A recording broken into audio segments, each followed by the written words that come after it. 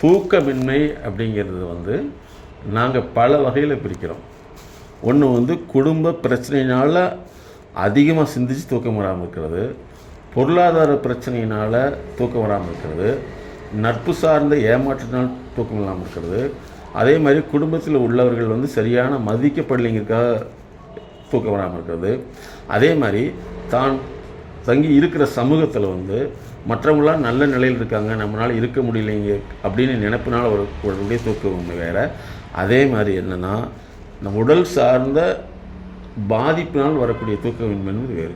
அப்போ நாங்கள் என்ன சொல்கிறோம்னா, இந்த தூக்கமின்மைக்கு மூல காரணங்கள் என்ன அப்படிங்கிறத முழுமையாக வந்து அவங்களோட லைஃபோடு அனலைஸ் பண்ணி தான் அதை கண்டுபிடிக்கிறோம். எப்படின்னா, இப்போ வந்து ஒருத்தர் வந்து தூக்கமில்லைன்னு சொன்னால் சரி நல்லா தூங்குன்னு சொல்கிறதில்ல, அந்த தூக்கத்தை எது கெடுக்குது, எண்ணம் கெடுக்குதா, சிந்தனை கெடுக்குதா, அல்லது எதிர்காலத்தை பற்றிய அச்சம் கெடுக்குதா, அல்லது ஏமாற்றத்தை பற்றிய நினைவு கெடுக்குதா, அல்லது வந்து இப்படியே வாழ்க்கை போயிருமோன்னு இவங்களா ஒன்றை வந்து இப்படி நடந்துரும்னு சொல்லிட்டு இவங்க நினைவில் வச்சுட்டு அந்த நினைவு இவங்களை வந்து சுழற்சி அடிப்படையில் கெடுக்குதா அப்படின்னு கண்டுபிடித்து தான் மாற்ற முடியும்.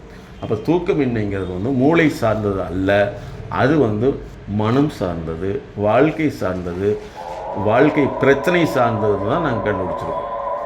அப்போ வந்து அவங்களுடைய முழுமையாக வந்து எது வந்து தீவிர சிந்தனையில் இருக்குது, எது வந்து அந்த சுழற்சிக்குள்ளேயே இவங்களை வாழ வைக்குதுங்கிறத நம்ம எடுத்து மாற்ற முடியும். சொல்ல முடியாத அழுத்த நினைவுகள், அடக்க முடியாத அழுகை, கட்டுப்படுத்த முடியாத கோபம், தாங்க முடியாத கஷ்டம், தன்னை யாரும் புரிந்து கொள்வதில்லை என்ற ஏக்கம், அதிகமான பயம், தூக்கமின்மை, உடல் சார்ந்த வலி, இன்னும் இது போன்று பல சிக்கல்களிலிருந்து விடுபட நாங்கள் உதவுகிறோம். அணுகவும்.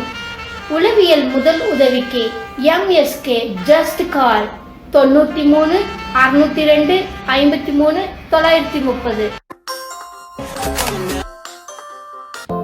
MSK life clinic foundation.